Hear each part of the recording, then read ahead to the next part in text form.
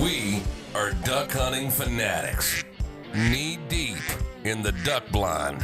If it flies, it dies. Only Duck Hunting Fanatics know what it feels like to see a brightly colored drake mallard cup its wings and soar towards your decoys. It's what we do, and it's what we love. Duck Hunting Fanatics, with boots on the ground, eyes in the skies reports.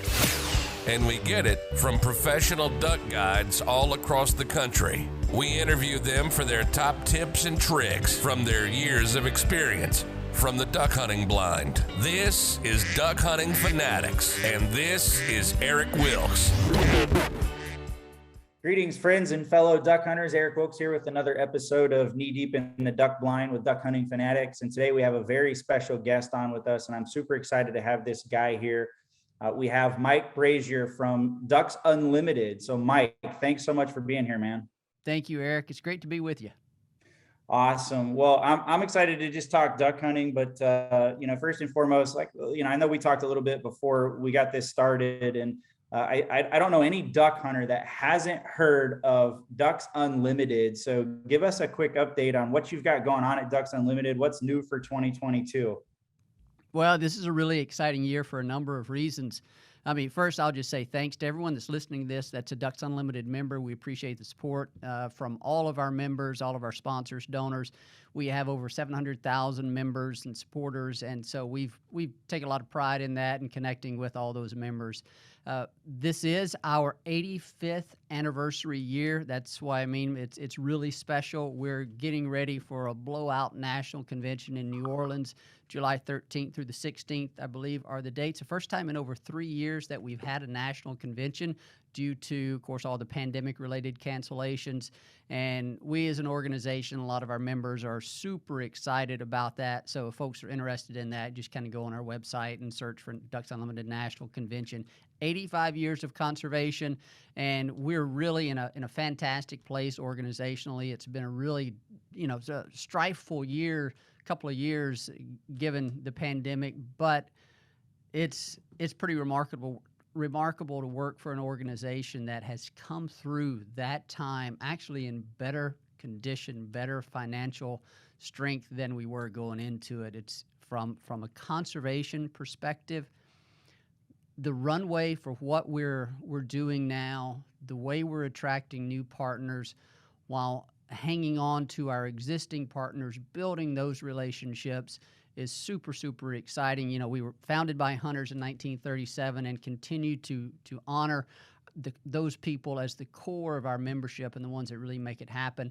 But we're entering this era where broader society is really recognizing the benefits of wetlands conservation well beyond waterfowl habitat and even wildlife habitat in general.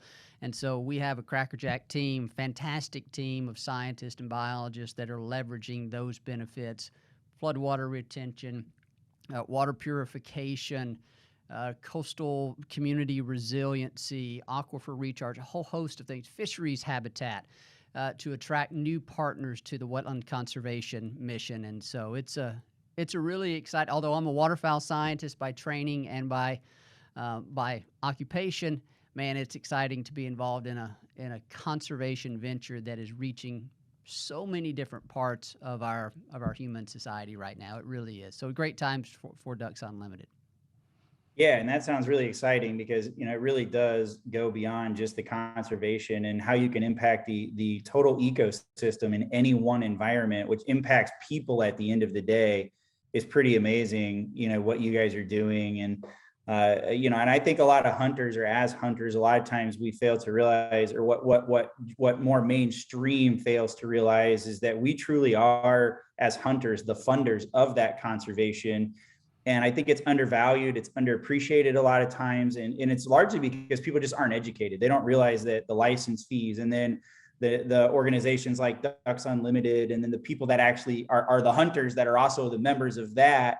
And then you're taking and reinvesting that into the environment and back into the conservation programs that you guys fund. And so it's awesome to hear that, it's finally mainstream is starting to understand, right? The average everyday person that's maybe never hunted is finally starting to realize the value and impact, and realize that hunters, like we're needed as part of the society. We're needed in order to make these programs possible. So thank you guys for what you're doing and the impact that you're making. Yeah, absolutely. And I was at a conference just last week. It was like an aquatic societies conference where we interacted with all sorts of fisheries ecologists and stream ecologists and water quality specialists. And it was amazing having that conversation. We had a booth, Ducks Unlimited booth there, and it was amazing to have those conversations with people, have them understand the role that not just hunters but anglers play in conservation of all of our natural resources. And it's pretty easy to get excited about wetlands conservation because it does touch so many aspects of the things that are valuable to our society. And to have over 2,000 people there kind of recognize the critical role that anglers, and then with Ducks Unlimited's case, hunters play in that conservation arena is pretty special. It's fun to have those conversations. Yeah, absolutely. And I want to get into talking about, shift gears here. I want to get into talking a little bit about hunting, because I'm sure you're involved on the conservation side. You see a lot, you hear a lot, you travel to different parts of the country. Just to get started on this topic, what's your favorite area of the country so far that you've visited? From a hunting perspective? From a hunting perspective. Well, I'm going to have to go. Can I go into Canada? Because it's going to have to be Saskatchewan, the land of the living skies. Is there any place better than Saskatchewan if you're a waterfowl hunter or even bird hunter in general? That's, hands down. I was fortunate to experience that a number of times. And most of the times when we went, we freelanced it. It takes a while to kind of get up to speed on that. And of course, some of the laws up there, trespass laws, have changed, which add a little additional complexity now, but certainly it's always still doable. But hands down, Central Valley. I was running through the mind of some of the other places I would like to go. Saskatchewan, hands down, the best place I've gone to. Central Valley of California is a place that I have not been to, but I would like to. A close second, if I'm going to other places that I've enjoyed, it's probably going to be the Texas coast. There's just so many different opportunities there, whether you're talking about redhead hunting in the Laguna Madre, or you're talking about hunting puddle ducks, pintails, or geese. Goose hunting is kind of, we know the story there, has kind of gotten a little tougher there on the Texas coast over the past 5, 10, 15 years. But just so many opportunities there along the Texas coast of different types of hunting that a person has access to. What would you say is your favorite strategy or tactic? And I know that's a loaded question, so let me preface this a little bit, because I know it's a very loaded question, because it depends on the area you're hunting, the time of year, the season. So maybe just to highlight your favorite time of year to hunt, and then go into what your favorite strategy or tactic is during that time of year. I'm probably not going to be too different from a lot of other people. When you think about favorite, when I think of what's my favorite, I think about the type of experience that I would like to relive over and over again if I could. And I go back to where I grew up. I go back to the type of hunting that I did that made me so connected to the waterfowl resource. It put me on my path to this particular profession. And it's not a very charismatic location. It's not a very charismatic habitat type even. And it wasn't even a place where we saw tons and tons of birds, but it's the place that made me who I am from a waterfowling perspective. And that's north central Mississippi, not known as a waterfowling mecca, but January mallards in naturally flooded shrub, flooded timber, and late January, fully plumed red-legged mallards. I've had so many good experiences in that particular setting that I have to go back there in my mind as the favorite. And from a strategy standpoint, I like to keep it simple. In those places, And maybe that's why another reason why I like it is because I could succeed in those late January, mid-January conditions without really elaborate setups. I didn't have to carry in 6 dozen decoys or anything of that nature. As you get later into the hunting season, later into winter, behavior of ducks is changing, especially when you're talking about mallards. They're paired up. So sometimes it behooves you to go with a simpler approach. And so I just always liked the simpler approach, fewer decoys, spacing them out in pairs, trying to make them look as natural as possible. And we never hunted with a huge number of people, so that kind of makes it a little bit easier too. But that's probably not the sexiest answer you'll ever get on any of your episodes. But man, it's just what connected with me and helped make me who I am. Yeah, I mean, but you know what? It drives home the point, and I tell guys the same thing all the time because we get asked a lot of questions, and it's always, the root of it is always keep it simple. Don't try to overdo it.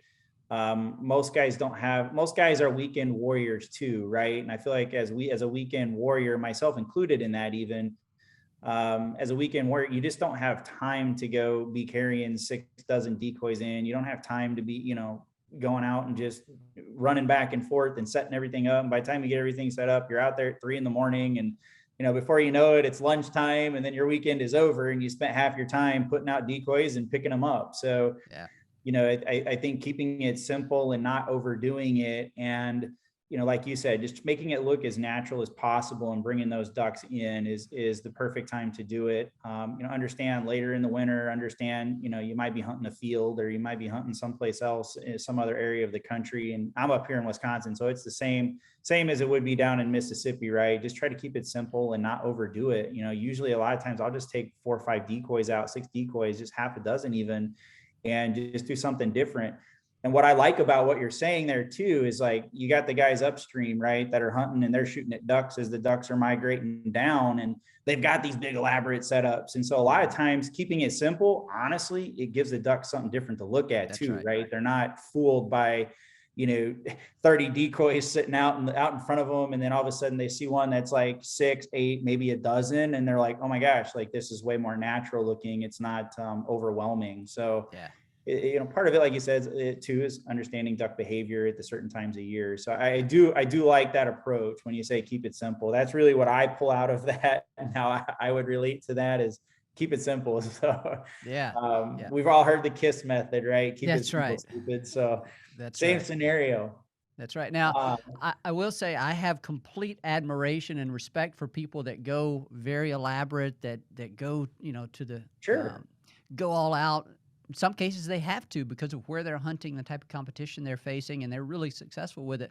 One of the, I guess, more memorable series of experiences I've had in terms of being exposed to hunting in an area and of a type that I didn't grow up with was with a buddy of mine, coworker, in sort of a few years ago in a previous position, not coworker in the same office, but we were colleagues, I guess we would say.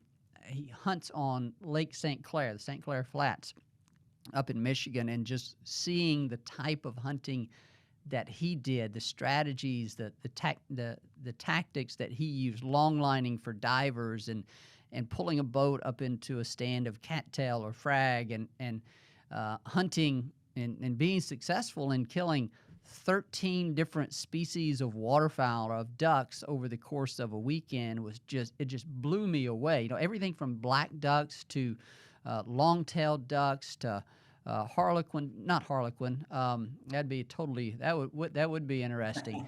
Red-breasted merganser. Just a tremendous diversity. Canvasbacks, redheads, and then of course all the dabblers you throw in there as well. Hunting in a place like that and seeing the different tactics that he used and getting to experience that from a sort of collection of experiences, hunting experience perspective, that's probably the most memorable that I've had. So pretty cool. And there's a lot of places like that offer their own unique stories. Yeah, definitely. And it's awesome to have that opportunity to shoot that many different ducks in a single weekend. I mean, you really can't beat an experience like that. If there was one place that you could recommend people go to, and I know it's probably a loaded question. You're probably going to say Mississippi, but someone that's looking for a new experience that, again, they've hunted one area for so long, and maybe, post COVID, they're ready to get out, they're ready to travel, they're ready to go try something new and different. What would be your recommendation for somebody, and where would you recommend they go? Well, I can't get out of this conversation without recommending somebody hunt Green Tree Reservoirs in Arkansas. I mean, an iconic habitat type, an iconic hunting destination. You can't go wrong there. If you've never experienced it, you need to. It is one of the things that every waterfowl hunter needs to have on their checklist.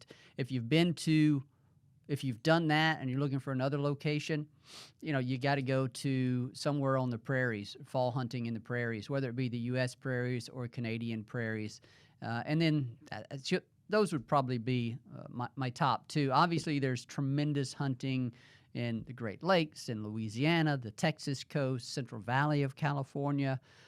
And each of those can be, a case could be made. And I'm sure there are tons of people that are listening to this, each of whom would identify those areas as must-have on their destination list. And I can't argue with that, but just, the ones that kind of stand out to me in my mind for whatever reason or another, the GTRs of flooded timber of Arkansas, and then somewhere on the prairies.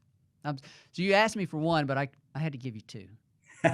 No, and that's fair, man. We appreciate that, because again, we get guys just emailing in like, hey, who do you recommend for a hunting guide in this area or that area? And we don't recommend, one hunting guide over another. It's, hey, here are the areas that you need to go check out. So I always like to pick people's brains on what's in your mind, just to give guys ideas and keep guys inspired. And Arkansas, I think, is number one on the list for pretty much everybody that we've talked to. I myself, I haven't been down there. It's been 2 years. I didn't get down there last year, but I'm looking forward to hopefully getting back down there again this year. And it is, I have to agree, it is an absolute blast. It's just, it is just an absolute blast. If the weather cooperates and everything works out, it's a lot of fun. You'll get a ton of opportunity to take some ducks if you got the time to get down there. So and that's not to sell short any other destination where you're hunting for sea ducks in the North Atlantic, whether you're hunting for greater scaup and the Columbia River out in the Pacific Northwest, or any other place in between, South Atlantic, blue wings in Florida. There's fantastic places, fantastic opportunities for hunting pretty much anywhere you go across this country where you find good wetlands for waterfowl. Absolutely. I want to shift gears again, mainly just to keep our viewers and our listeners' attention up a little bit. But in terms of what's going on at Ducks Unlimited, as conservationists and as hunters, part of our job, part of our responsibility is to raise up the next generation and introduce new people to the sport of hunting. What programs or what things do you guys do to reach out and potentially expose new hunters and introduce them to the sport? We're involved in a number of, in variety of capacities, university hunt programs. I know Delta Waterfowl, I'll give them a plug here for the work that they're doing in those university hunt programs, engaging with universities, with students at the university level to introduce people that previously were not exposed to hunting to introduce them to it. We provide some support in some of those programs, and there's other things that we do in collaboration with the states on youth hunting programs. From a programmatic standpoint, a lot of our work with regard to youth is in engaging them in the other aspect of conservation, which is the work that we do, fundraising for conservation efforts. I've said it on a previous episode, and I've heard other people say it as well. Conservation without funding is just conversation. So the other key part of what we do and what all of the waterfowl management community does is find ways to raise funds to deliver on the conservation that's needed to support waterfowl population. So we actually have some pretty active programs. Our youth and education is centered around getting people introduced to Ducks Unlimited as a way for them to engage in our grassroots efforts. We have varsity chapters, which are our high school level chapters. We have our university chapters, and those are all run by people at that high school level or at that collegiate level those programs provide key life skills to each of those people, and it's also Ducks Unlimited chapters are a fantastic way to get people engaged and connected to other people that already hunt. So we've heard numerous stories about how people came to these Ducks Unlimited chapters at the varsity and university level, ended up making friends, ended up hunting, and became lifelong hunting friends with the people they met in these chapters. So there's more than one way to, quote, skin a cat in terms of how we're recruiting people to the waterfowl community. Both the conservation side of things directly through what Ducks Unlimited does and all of our fundraising, but then also introducing them to hunting through those same avenues. But all the other different programs, the recruitment, retention, reactivation programs that are going on out there, Ducks Unlimited has its hands in a number of those efforts. So it's and there's a lot of other programs that are going on that are all really valuable and needed. Yeah, I think you can't have enough of that stuff, and introducing new hunters. I mean, like I said, it's part of our responsibility and part of our job. And so thanks for sharing that. You guys are doing some awesome stuff in conjunction with some other partners, which is also fantastic to have that. So it's a unified effort. And I think if we don't reach and inspire our youth to become hunters and get involved on the conservation side of it, it's just like you said, I love it. I've never heard it put that way, but it's just a conversation. So we've got to accept that responsibility and keep our heritage, keep our roots there, and keep on growing and keep on educating until this thing really does go mainstream, and mainstream really understands the value of hunters. So that's right. Thank you guys for that. A quick background question that I thought of as we were kind of talking here. How did you come to get started with Ducks Unlimited?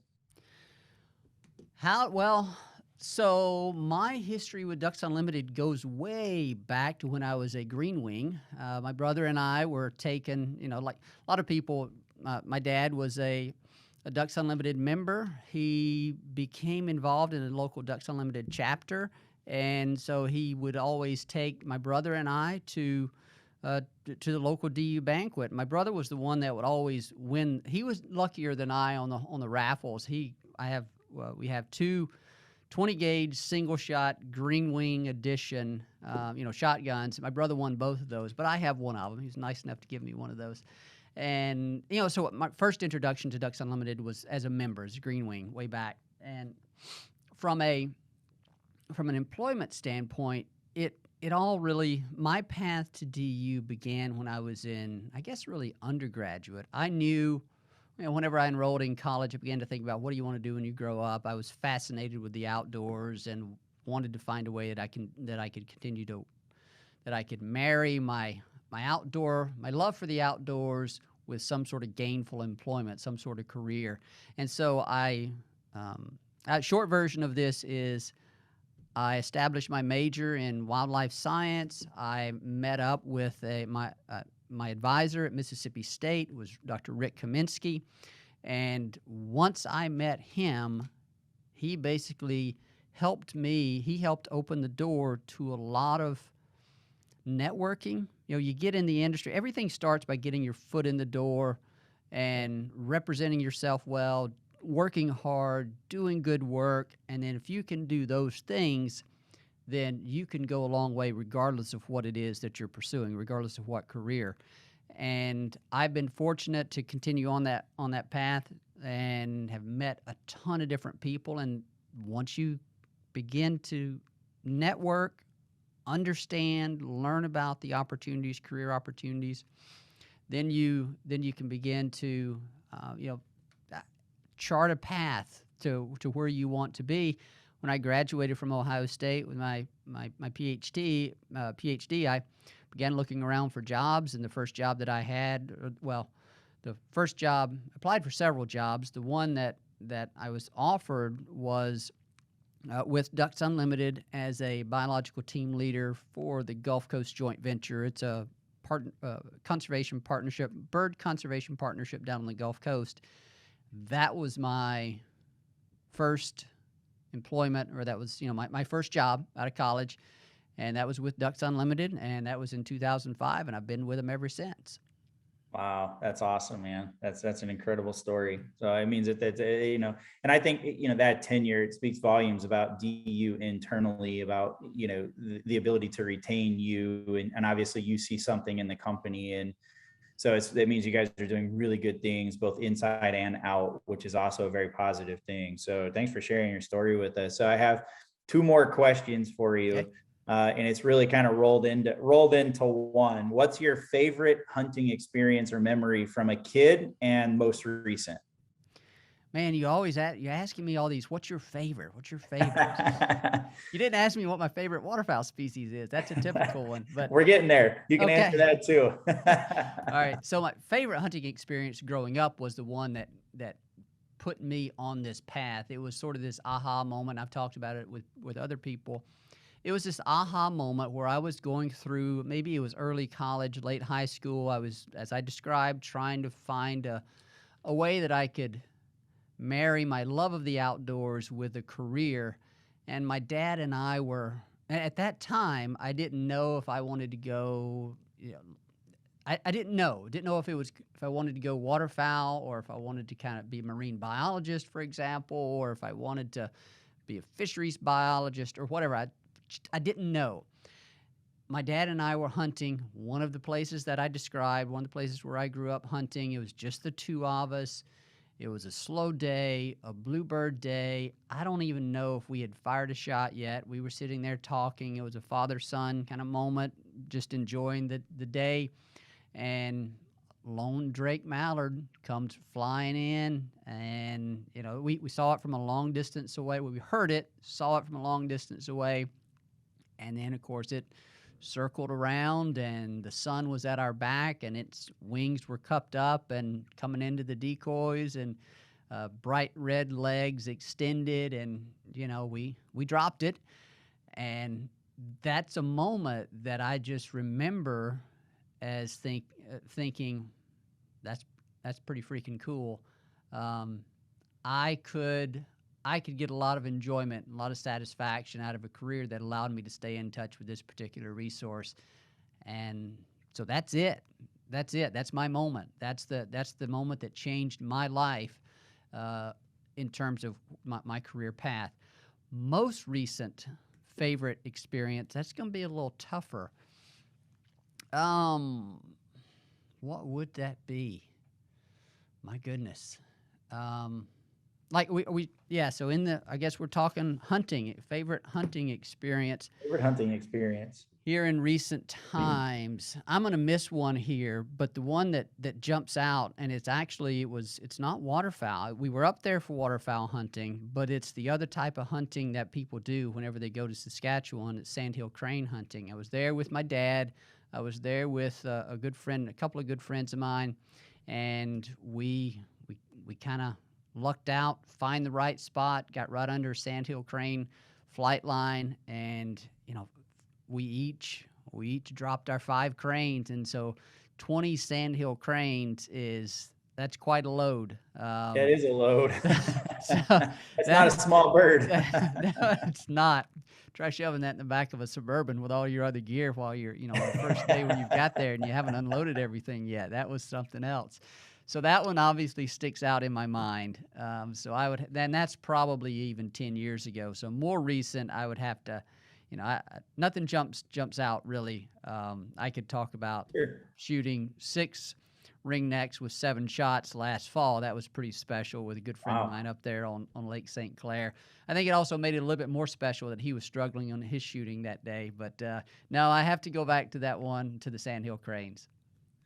All right, fair enough. That's awesome. I haven't had the opportunity to shoot at Sandhill Crane yet. They're trying to get it approved here in Wisconsin and actually have a season for it. We have a very large migration that comes through not far from where I'm actually located in South Central Wisconsin, where they come and they land, and they've made a little preserve for them and a little habitat for them, and they don't allow hunting there right now. And they're talking about maybe next year trying to get something approved here in Wisconsin and have an actual season for it, which the way the population is exploding down here, I believe at some point, it may not be this year or next, but at some point, I think they're going to have to, especially in the interest of conservation. So Yeah. I'll look forward to that, and I'll take your word for that. And Yeah. definitely, if I get the opportunity, take advantage of it. So, And it is an absolutely wonderful bird for the table. Absolutely amazing. Absolutely.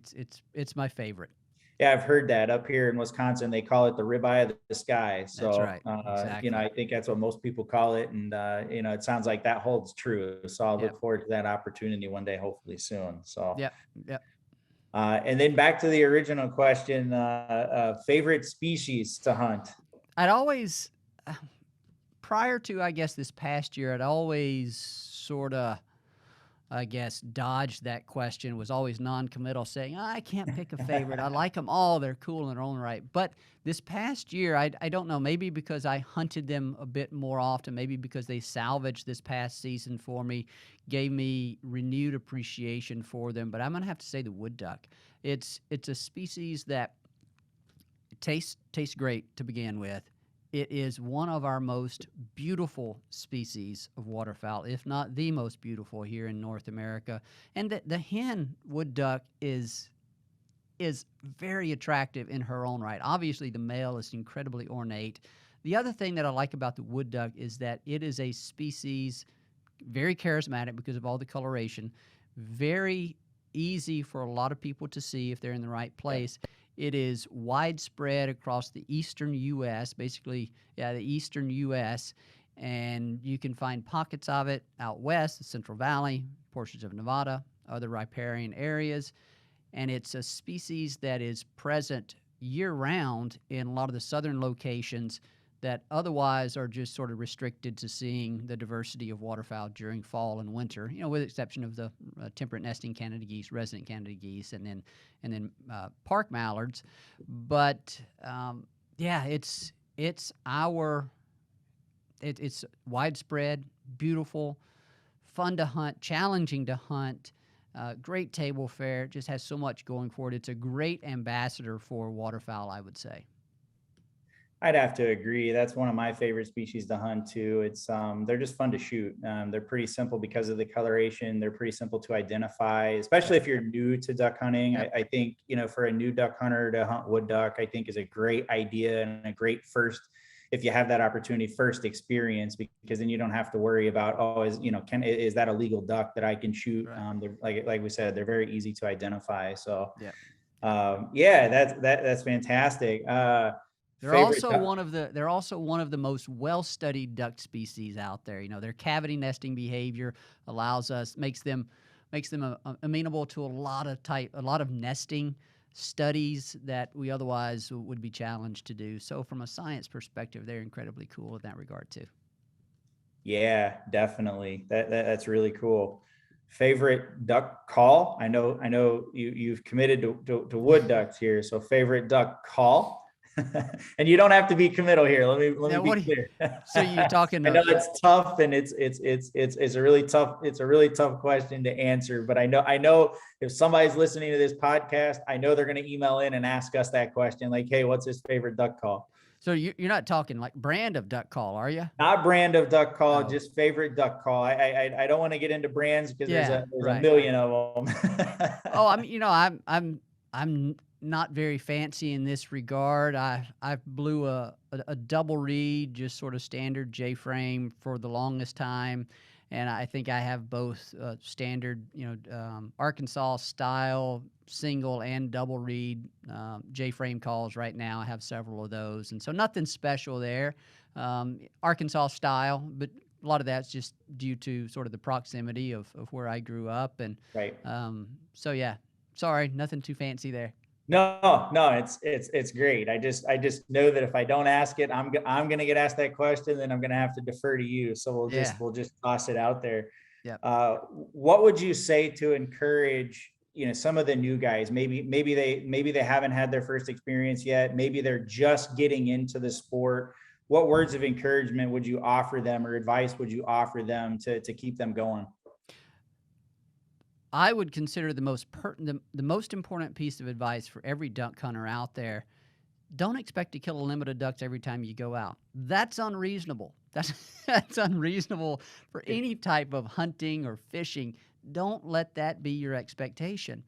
Let your expectation be getting out, enjoying the opportunity to hunt this amazing resource that has recovered from incredibly low population levels. If you go all the way back to the commercial hunting days, market hunting days of the late 1900s, early 1900s, to the point where we now have record levels, or have had near record levels here. You say that have had record levels about 7, 8, 9 years ago. I think it would have been an incredible story of conservation over the long term.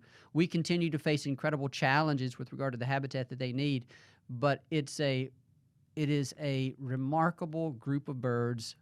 Let that be one of the things that you try to enjoy. Sure, we all want to get out there and kill some ducks, and we should expect to do that, but don't let a limit of ducks, a full strap of ducks, be your expectation every time you get out, because that's not going to happen. Enjoy those days where you have a fantastic outing, where everything lines up and you're able to limit out, or everybody in the party is able to limit out. Those are rare. They should be rare. So that's my one piece of advice, is set your expectations and let the one thing that you expect every time be to appreciate and admire the resource for what it is and for what it gives us. Yeah, and I think I could summarize that in 2 words: keep hunting. Keep hunting. That's right. Keep hunting. That's really the reality of it, and it really, it even just goes beyond just hunting. You can throw it out in fishing. And I took my 2 young kids. My daughter's 3, my son is 6, and I took them fishing this Sunday. And we got out there about 11 o'clock, and within 20 minutes, my 3-year-old daughter caught the first 2 fish right away, and then just nothing. And of course, my 6-year-old son, it's 4 o'clock in the afternoon, and he's just getting real impatient, and he's getting real upset because his sister's beating him in fishing.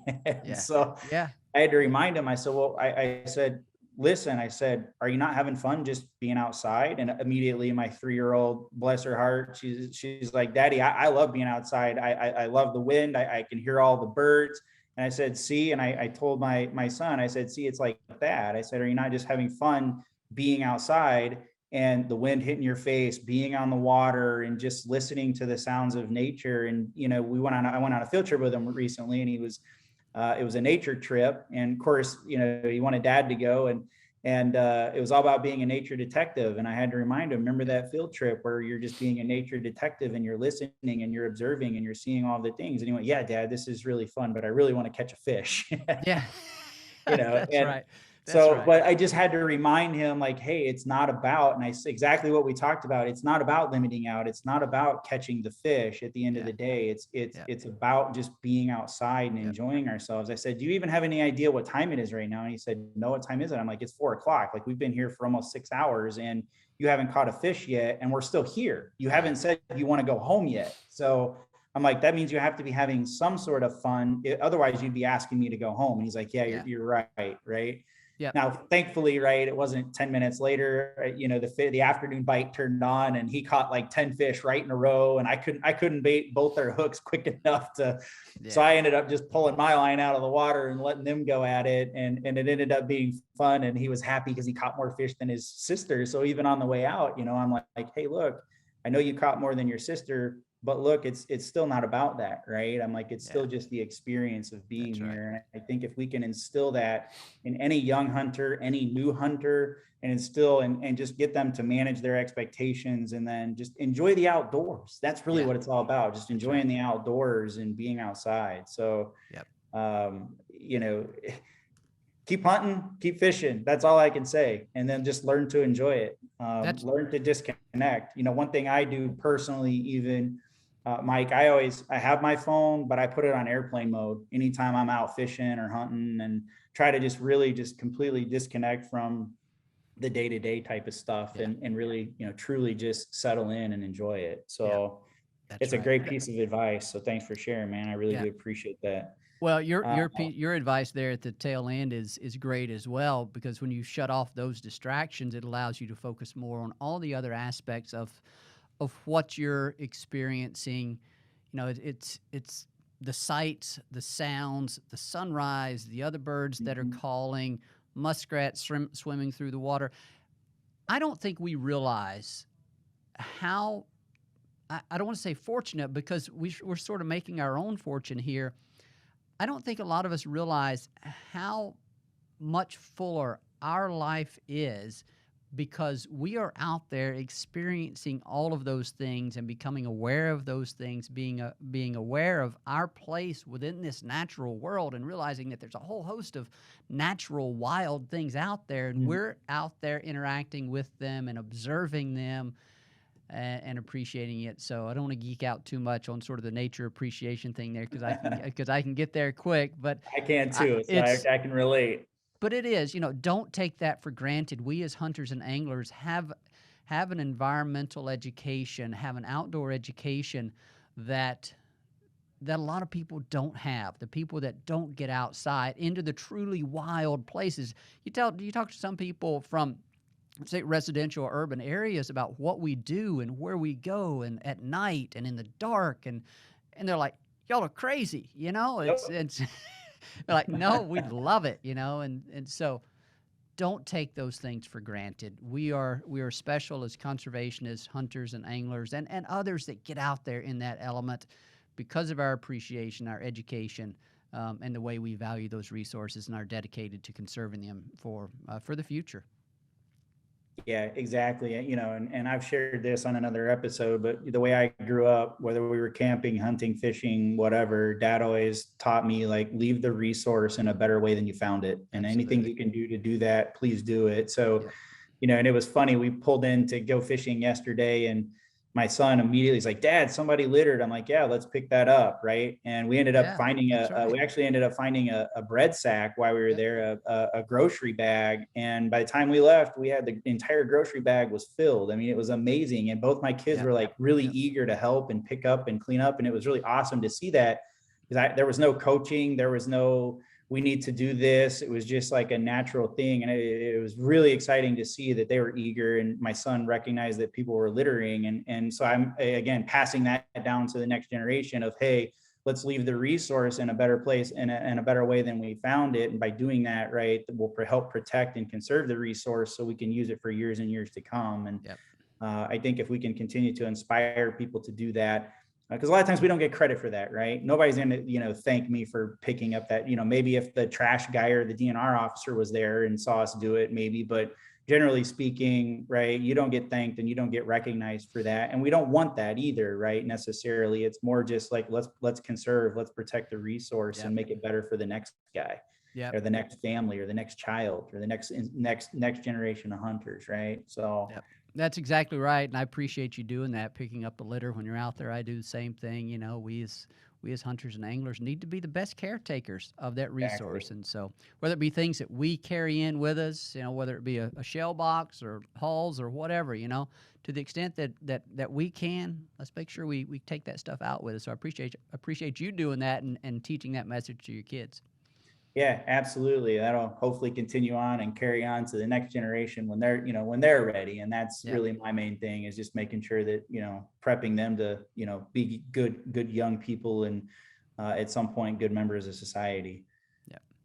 Well, hey, Mike, we're going on. I know I could talk to you all day, man. And I know time is of the essence. And, I want to say again, thank you a ton for your time and energy and your thought in being here. I really do sincerely appreciate you taking time to just speak with our fans and our followings here at Duck Hunting Fanatics. It's been awesome to have you on the show, and hopefully we can jump on your schedule and maybe have you on another episode later, and we'll just kind of continue this conversation if you're open to that.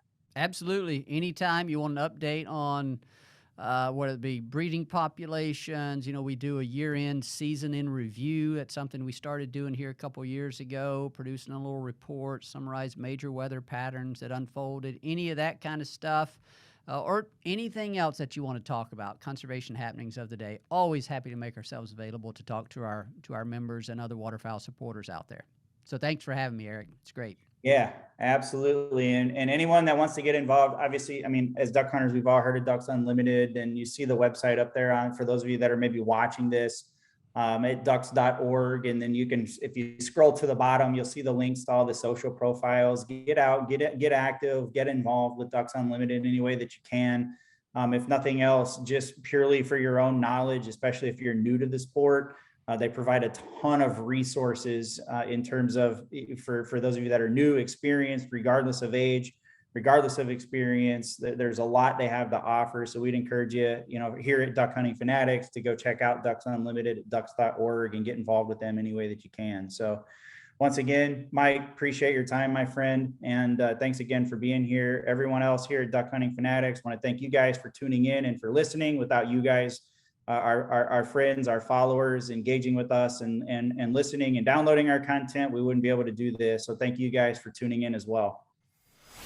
We are Duck Hunting Fanatics, knee deep in the duck blind. If it flies, it dies.